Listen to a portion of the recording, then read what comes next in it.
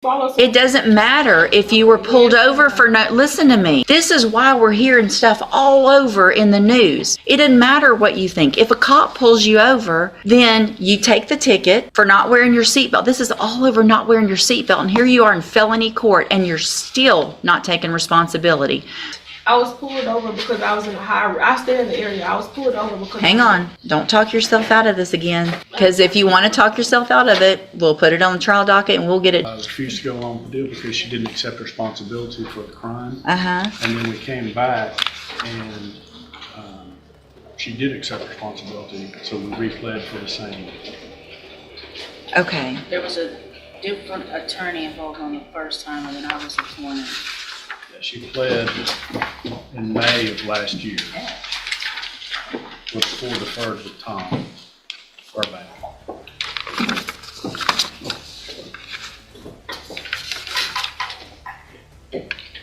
So nothing else was done as far as them talking to Miss Johnny about acceptance of responsibility. The only thing Miss Johnny said, they called and asked her for her updated address, and that was it.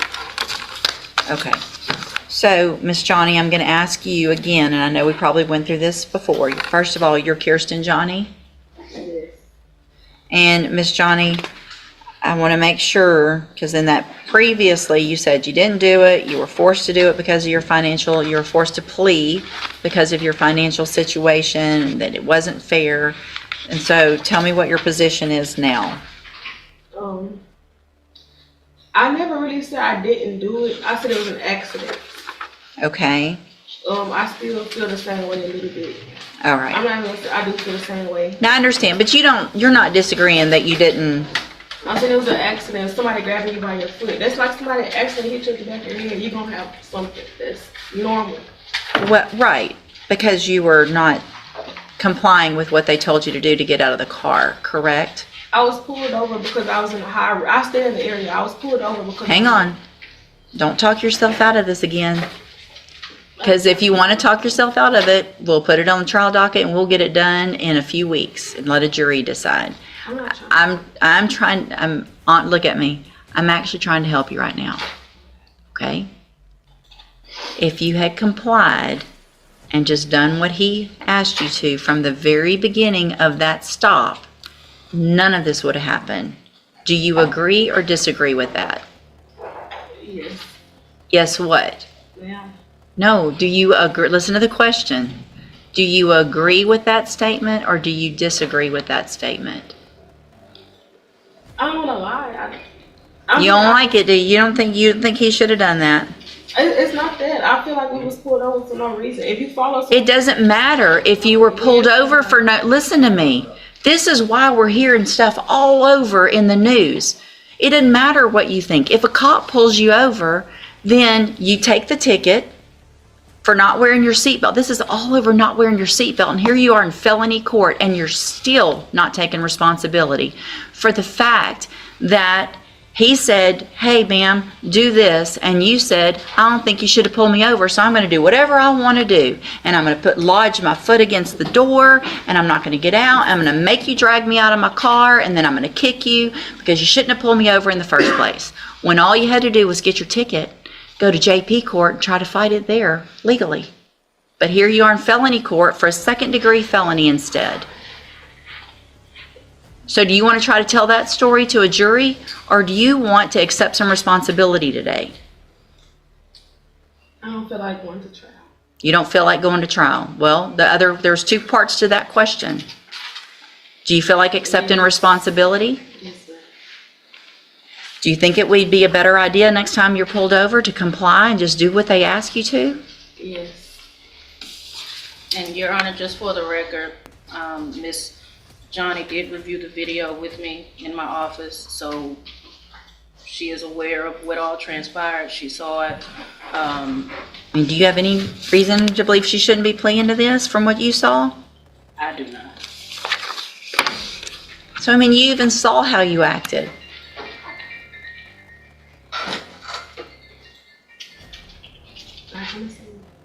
It's probably a good idea. All right. I'm going to find that you previously entered your plea of guilty freely and voluntarily. I'm going to find sufficient evidence to find you guilty. I'm going to follow the agreement that you made with the district attorney. I hope you prove me wrong on this because I really have some concerns that you're going to be able to be successful because you're not taking responsibility and you're not wanting to follow directions and things like that. And you're about to have 4 years of having to follow directions on probation. So I'm going to defer all proceedings for 4 years. You're ordered to pay a $500 fine. You're ordered to follow all of the rules and conditions of probation. If you do that, this is a great opportunity today because you are not a convicted felon. You don't have that conviction on your record. And if you successfully complete it, follow all of the rules, you will never have a felony conviction. At the end of your probation, the case will actually be dismissed. The other side to that, though, and this is really important for you to understand, because we've had this conversation now so many times, I'm not likely to forget you. And you can ask anybody, and Ms. Holmes has known me for a long time. It's not usually good when I remember people, right?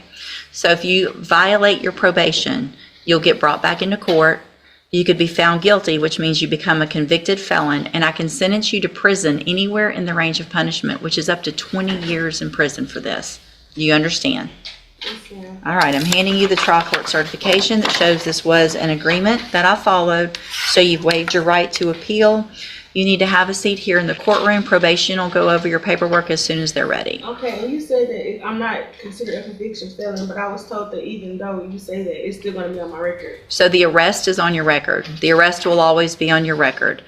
But so if you're asked a question on filling out an application for a job or something, if it says, have you been convicted of a felony? The answer is no.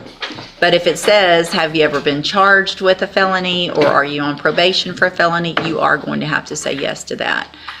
But the conviction part is still better than nothing, not having that conviction, right? Yes. Okay, have a seat in the courtroom. Watch for probation to call you up.